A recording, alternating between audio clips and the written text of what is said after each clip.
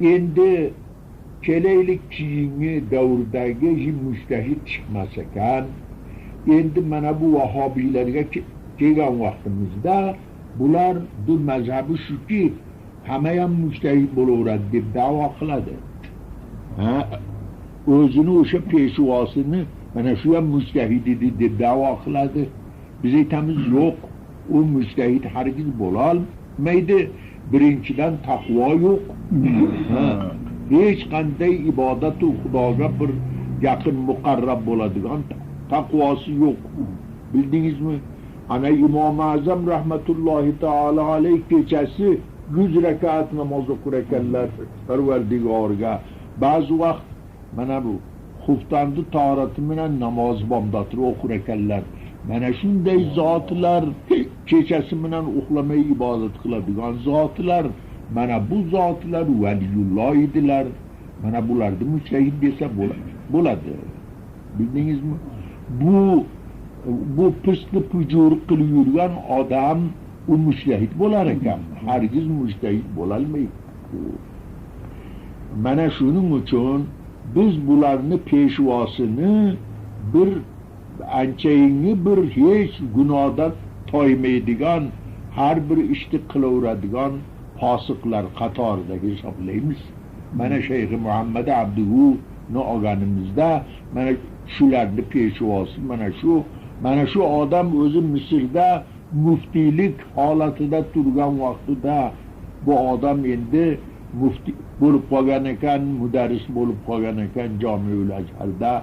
Mana shu vaqtida buni taqvosi surishtirib kelsak, aytadilaringki, ba'zi joylarda namoz ham o'qimay qo'yaveradi. Mana bu paransiyalarga borib, kurotlarga borib kelar ekan, borib ana shu yerda mana fohishalar bilan yuradi. Ana shunaqa qilib kelar ekan. Bu odam mujtahid bo'ladimi shunday hol bilan?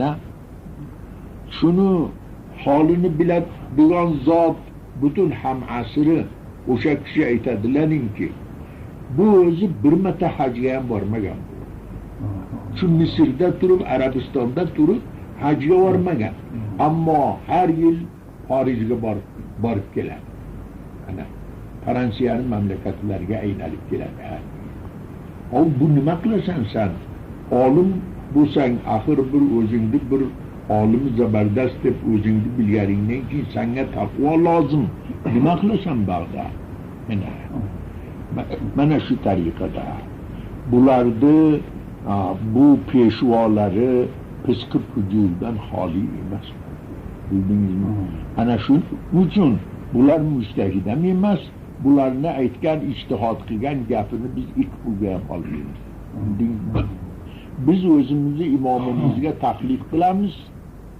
O'zimizni imomimizni masalasiga aytgan masalasiga yuramiz. Bularni ijtihodiga yurmaymiz. Bildingizmi?